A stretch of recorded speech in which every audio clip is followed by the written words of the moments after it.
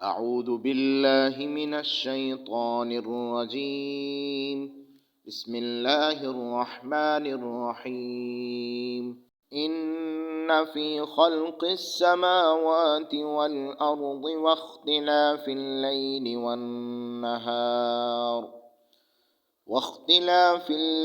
والنهار والفلك التي تجري في البحر بما ينفع الناس وما أنزل الله من السماء من ماء فأحيا به الأرض بعد موتها وبث فيها من كل دابة وتصريف الرياح والسحاب المسخر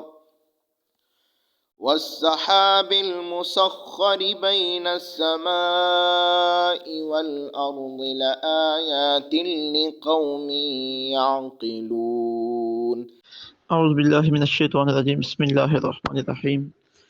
ان فی خلق السماوات والارض واختلاف اللیل والنہار آمنت باللہ صدق اللہ العظیم. رب اشرح لی صدری ویسر لی امری واحلل عقدۃ من لسانی یفقہوا قولی. آج کا ہمارا درس سورہ البقرہ شریف کی آیت نمبر 164 پر مشتمل ہے.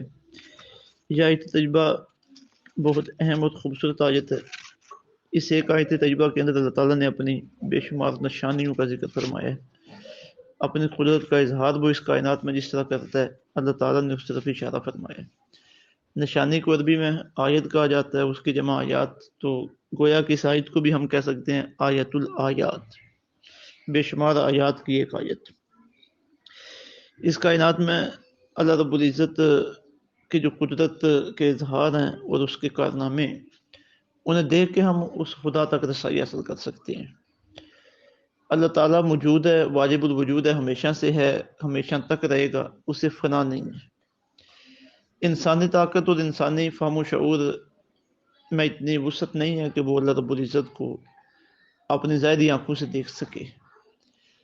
تو ظاہری آنکھوں سے انسان نہیں دیکھ سکتا کیونکہ اس دنیا میں طاقت ہی ان کے اندر نہیں رکھی گئی. تو پھر اللہ کا پتہ کیسے چلے گا؟ اللہ تعالیٰ کی قدرت کو بندہ محسوس کرتا ہے. تو یہ دنیا کا نظام، یہ آسمانوں کا نظام، یہ کائنات کا پیدا ہونا اور کائنات کا ایک نظم کے ساتھ چلنا، ترتیب کے ساتھ چلنا، خوبصورتی کے ساتھ چلنا، کہ بڑے سے بڑا انسان بھی کوئی کام اس طرح کرنا چاہے تو نہ ہو پائے، لیکن قدرت ہے کہ وہ سارے کے سارے کام بڑی خوبصورتی اور احسن انداز سے کرتی چلی جا رہی ہے. اور پھر ہر کام کی ایک ترتیب ہے اور وہ ترتیب آگے پیچھے نہیں ہوتی اور اسی ترتیب کے اندر خوبصورتی ہے. تو ظاہر ہے جو اتنا بڑا نظام ہے، خوبصورتی کے ساتھ چل رہا ہے، مرتب انداز میں چل رہا ہے، تو یہ کیسے ممکن ہے کہ اسے کچھ چلانے والا نہ ہو اور خود بخود ہی چلے؟ اب دیکھیں نا، یہاں پہ کوئی پتا بھی بغیر کسی حرکت دینے والے کی حرکت نہیں کرتا. تو کائنات کا اتنا بڑا نظام کیسے خود حرکت میں ہے اور پورے ڈسپلن کے ساتھ معاملات وقوع پذیر ہو رہے ہیں. تو یہ ساری وہ چیزیں ہیں کہ جو اللہ رب العزت کی قدرت کی نشانی ہیں. انہیں دیکھ کے بندہ اس نتیجے پہ پہنچتا ہے کہ واقعتاً انہیں کوئی چلانے والا ہے. اور اس سارے کائنات کے نظام کو چلانے کا کسی نے کبھی دعویٰ بھی نہیں کیا کہ میں یہ چلا رہا ہوں سوائے ہمارے رب. اللہ رب العزت نے بار بار قرآن مجید میں دعویٰ فرمایا ہے کہ میں اسے چلا رہا ہوں. تو جب اللہ رب العزت دعویٰ بھی فرما رہے ہیں اور پھر نظام بھی اسی کے مطابق 100% چل رہا ہے اور کوئی شک و شبے کی گنجائش موجود نہیں ہے، تو پھر اللہ رب العزت کو ماننے کے راستے میں کون سی چیز رکاوٹ باقی رہ گئی ہے؟ تو یہ ساری اللہ تعالیٰ کی قدرت کی نشانی ہے. تو فرمایا ان بے شک فی خلق السماوات والارض، آسمانوں اور زمین کے پیدا کرنے میں، واختلاف اللیل والنہار، رات اور دن کی گردش میں، والفلک اور جہازوں میں، التی جو تجری چلتے ہیں، فی البحر سمندر میں، بما ینفع الناس ان چیزوں کو اٹھا کر جو لوگوں کو نفع پہنچاتی ہیں، وما انزل اللہ اور جو اتارا ہے اللہ تعالیٰ نے، من السماء آسمانوں سے، من ماء پانی، فاحیا بھی الارض پھر زندہ کیا اس کے ساتھ زمین کو، بعد موتہا اس کے مردہ ہونے کے بعد، وبث فیہا اور پھیلا دیے اس میں، من کل دابہ ہر قسم کے جانور، یعنی زمین میں ہر طرح کے جانور پھیلا دیے ہیں، وتصریف الرياح اور ہواؤں کے بدلتے رہنے میں، والسحاب اور بادل میں، المسخر بین السماء والارض جو حکم کا پابند ہے ہو کر زمین و آسمان کے درمیان لٹکا رہتا ہے، لآیات ضرور نشانیاں ہیں، لقوم یعقلون ان لوگوں کے لیے جو عقل رکھتے ہیں۔ اب یہ اللہ تعالیٰ نے چند اہم چیزوں کا ذکر کیا ہے اپنے قدرت کی نشانیوں کے طور پہ، کہ ان فی خلق السماوات والارض بے شک آسمانوں اور زمین کے پیدا کرنے میں۔ اب دیکھیے آسمانوں اور زمین کا اتنا بڑا نظام، خوبصورت، حسین، مرتب اور منظم نظام، یہ کیسے ممکن ہے کہ پیدا بغیر کسی پیدا کرنے والے کے پیدا ہو جائے؟ کچھ لوگ کہتے ہیں کہ مادے سے یہ ساری چیزیں آگے بنی ہیں، تو بھائی مادہ کس نے بنایا ہے؟ اچھا پھر مادہ کوئی حص اور حرکت والی چیز ہے؟ مادے نے کبھی دعویٰ کیا ہے کہ یہ سارا نظام آگے مجھ سے بنا ہے؟ کوئی دعویٰ نہیں کیا۔ اور یہاں پہ آ کے ہماری عقل بھی عاجز ہے کہ مادہ کس نے پیدا کی ہے، تو پھر کیوں نہ اس کی بات مان لے جو کہہ رہا ہے میں نے یہ سب کچھ پیدا کیا۔ اور پھر جو اس کے دعوے ہیں قرآن مجید کے اندر نبیوں نے ہمیں بتائے ہیں وہ سارے 100% سچے ہیں، اس میں کوئی جھوٹ کا اور شک و شبہ کا گمان بھی کبھی گزرا نہیں ہے۔ تو فرمایا ان فی خلق السماوات والارض بے شک آسمانوں اور زمین کے پیدا کرنے میں، واختلاف اللیل والنہار رات اور دن کی گردش میں۔ اب دیکھیے ایک رات اور دن کا جو سرکل چل رہا ہے، دن آ رہا ہے رات جا رہی ہے، رات آ رہی ہے دن جا رہا ہے، اور ایک پوری ترتیب ہے جو ہمیشہ سے قائم ہو گئی ہے، اور ٹائمنگ کی سیٹنگ ہو گئی ہے۔ کبھی بھی ایسا نہیں ہوا کہ دن کے نکلنے کا ٹائم آ گیا اور دن صاحب ابھی منظر پہ نہیں آئے۔ سورہ یاسین شریف میں فرمایا نا للشمس ينبغي لها ان تدرك القمر ولا الليل سابق النهار، فرمایا ایسے ممکن نہیں ہے کہ سورج چاند سے پہلے نکل آئے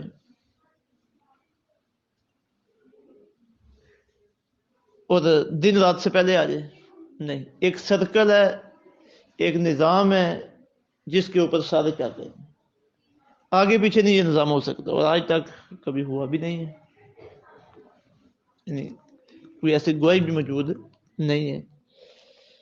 تو فرمایا گیا کہ واختلاف اللیل والنہار رات اور دن کی گردش میں، والفلک التی تجری فی البحر اور جہازوں میں جو چلتے ہیں سمندر میں، بما ينفع الناس وہ چیزیں لے کر جو لوگوں کو نفع پہنچاتی ہے، یعنی جہازوں کی ٹریولنگ کا جو نظام ہے، بحری جہاز، اور پھر آج جو ٹریولنگ کے ذرائع بڑھ گئے ہیں، اس میں ہوائی جہاز بھی لیے جا سکتے ہیں، باقی گاڑیاں بھی لی جا سکتی ہیں، تو کیسے اللہ رب العزت کا نظام ہے وہ چل رہی ہیں، اور لوگوں کے ذہنوں کے اندر انہیں چلانے کے خیالات آ رہے ہیں، اور پھر ان کی وجہ سے لوگوں کے فائدوں میں دن بدن اضافہ ہوتا چلا جا رہا ہے۔